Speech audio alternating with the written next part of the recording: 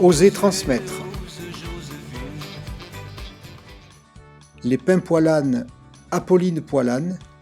Orthoprothèse, Marilyn Boucharenc. Dior, Delphine Arnaud.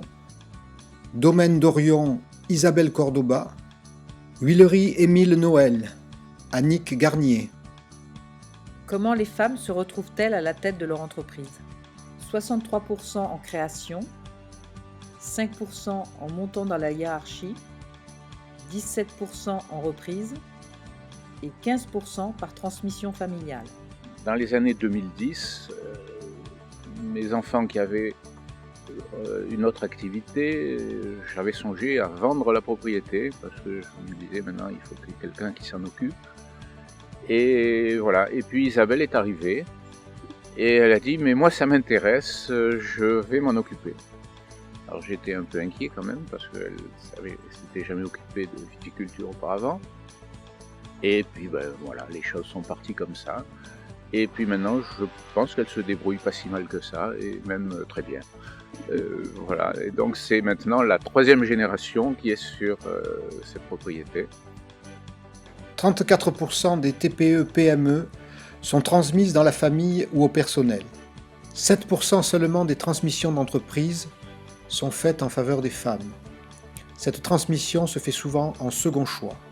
Donc voilà, mais ma génération, 3e génération commence depuis effectivement 2011 on va dire. Et depuis, l'objectif c'est d'agrandir le domaine, de le diversifier. Donc aujourd'hui on a 60 hectares de vignes. On a 1 hectare d'oliviers que mon père a planté, qui maintenant sont en production.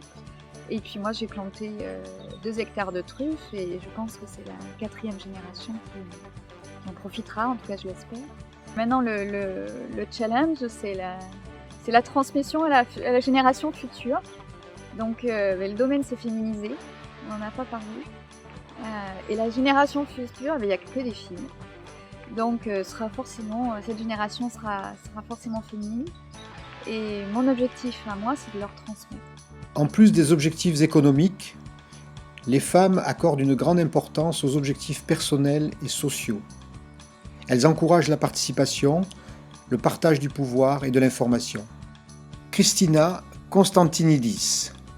Donc après avoir fait quelques années, en l'occurrence 4 années en tant que salariée, j'ai repris l'entreprise, la SARL familiale, et je me suis trouvée confrontée au premier problème de management au féminin, puisqu'il y a beaucoup d'hommes dans notre profession, que les salariés n'étaient que des hommes en l'occurrence, et plus âgés que moi.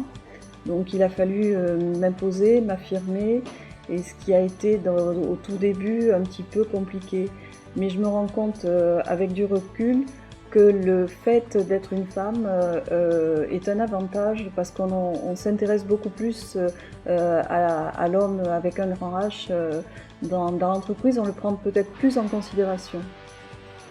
Aujourd'hui j'ai une grande fierté puisque mon fils a dans un premier temps décidé de de suivre le même parcours que moi, c'est-à-dire qu'il a décidé d'être podo-orthésiste. Il a même continué puisqu'il est aujourd'hui orthoprothésiste également, il a la double formation. Il pense bien évidemment un jour, et puis moi je l'espère, revenir en Lozère pour reprendre cette entreprise. Donc ma satisfaction c'est surtout que j'ai su et j'ai pu lui transmettre. Et puis mon père y était aussi pour beaucoup, cet amour et cette passion du métier. Ose Joséphine, ose Joséphine.